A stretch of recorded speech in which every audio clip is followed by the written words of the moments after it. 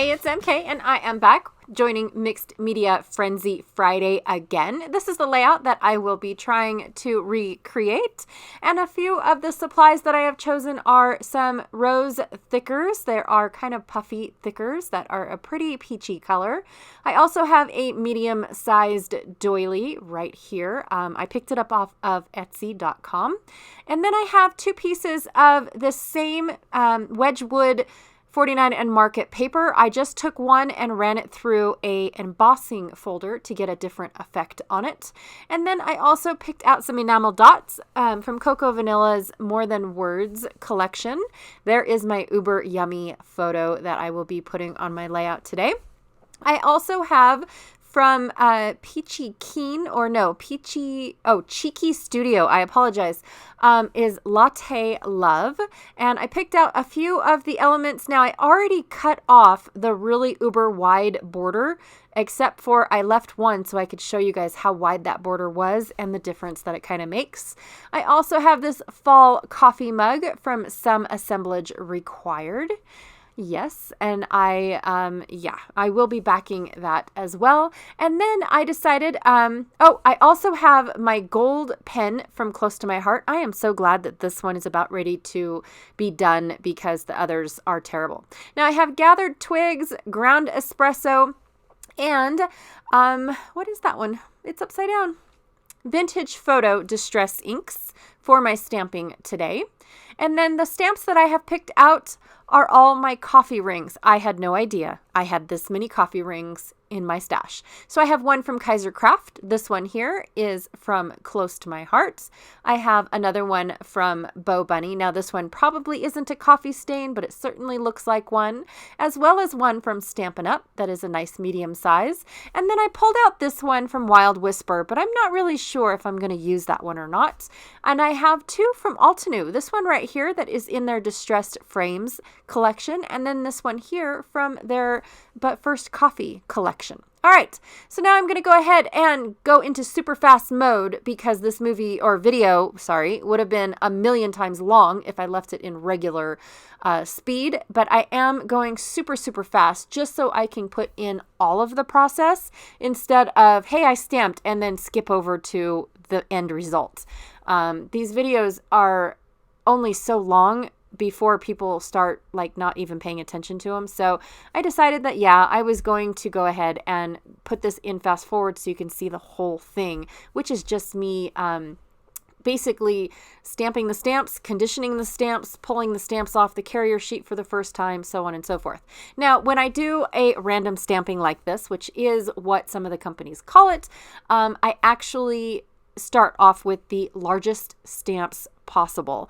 I find a home for those, and then I work down the row trying to come up with the stamps that will fill in the gaps, basically. Now, since I am working on a diagonal type of design, I will start off in one corner and work towards the middle. However, I am leaving the blank space of where the photo is going to go because why bother when I'm just going to cover it up?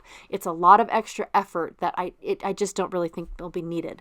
Then I took some of the ground espresso oxide spray and went ahead and splattered my background because I don't plan on splattering anymore in coffee. Now, what is really cool is because the spray is a wet medium, it will activate my inks that I just put on because I didn't heat set them.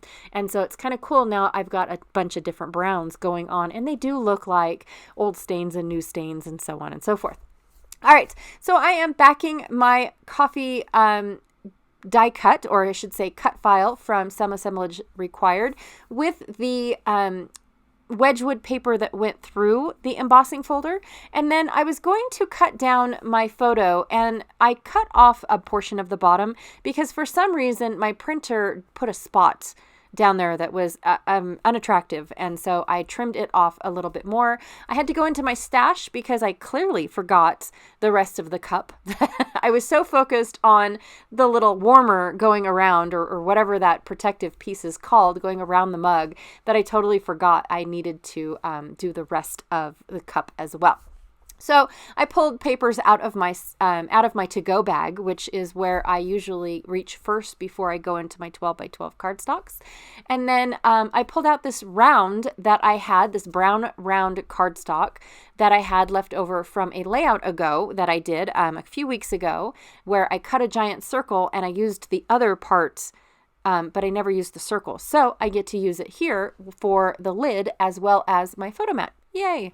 And then I will go ahead and make a tiny mat there. And then I'm going to double mat on this peachy Wedgwood paper. Now, I absolutely love this Wedgwood paper. It is my color of peach to the T. And I'm just making sure that I make the photo mat large enough to where it is visible and can be seen. Now, I do end up gluing everything together before I realized that I kind of sort of wanted to grunge it up a little bit. So I'm going to take my edge distressor and edge those or distress those edges really, really quickly, even though I normally do that step before I glue everything together. So that way I don't accidentally scratch my photo. Okay. And then I went ahead and I cut off that pretty little acorn and leaves portion. Since I was going to be covering it up, I thought, why waste it behind a photo when it's a perfectly good image that can be used on its own? So I went ahead and I cut it off on the side of my die cut and stuck my die cut halfway underneath my photo. And then of course on top of the doily, because it kind of reminds me of, like a cup and saucer sort of thing. That's what I get every time I see a doily and a coffee cup or mug or whatever. I also have all of these adorable little die cuts that I thought would represent the circles going in the diagonal as well, in great representation. So I am going to kind of sort of make it look like the coffee pot is pouring into the mug, and then of course you have the spoon to stir it, and then you have the grinder, and the beans will be spilt all down the diagonal as well. And then I have the coffee bag, the beans in the bag, and then the scoop for the beans in the bag, and then of course the mug to match, making a cute little cluster down on the lower right portion of my photo. So I just think that it's kind of cool to be able to use up all of these elements. And I did pull out my color scheme from these tiny little die cuts. I picked out the Wedgwood paper and the scrap paper based off of all of these die cuts because I thought, why not, since it's kind of a single-sided color scheme going on here. And I really do like how it looks. It's kind of monochromatic, but not really. My title's just going to be Yum, because that's what it is. I don't normally ask, I actually always ask for no whip on top. Sometimes it happens, sometimes it doesn't. But yes, normally I don't get whipped cream on top because I just don't like whipped cream. I know, I'm weird. I don't like pies and cakes either, in case you guys want to even think me more weird.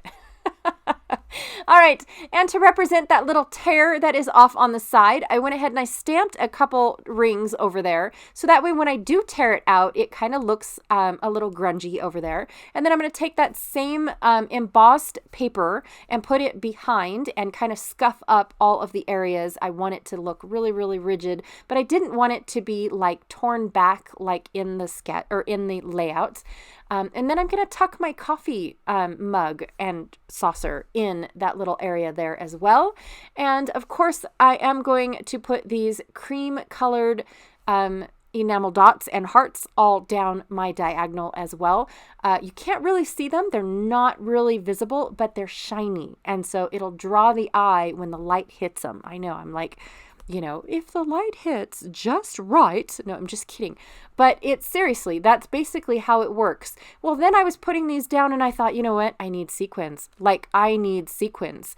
And Just Not For Boys comes out with a set of sequins every month that matches their collections. And so, of course, I had to get it because these sequins here are gorgeous. I didn't use any of the blue or the kind of sort of almost orange wood grain. I didn't use any of those, but everything else was beautiful. They had a dark wood grain and a almost like a khaki color sequins, and then a shiny shimmery, not quite gold, but not rose gold in there. And so of course I peeled those out to put on my layout. And then I'm going to use this gold shimmer pen by Close to My Heart. Now, the very first one that I got, as you can see, the cap loves to fall apart. It's done that since day one, and I am so glad that I am down to the last of this bottle. In fact, I'm having trouble squeezing out that last little bit because I don't want ginormous dots all over my layouts.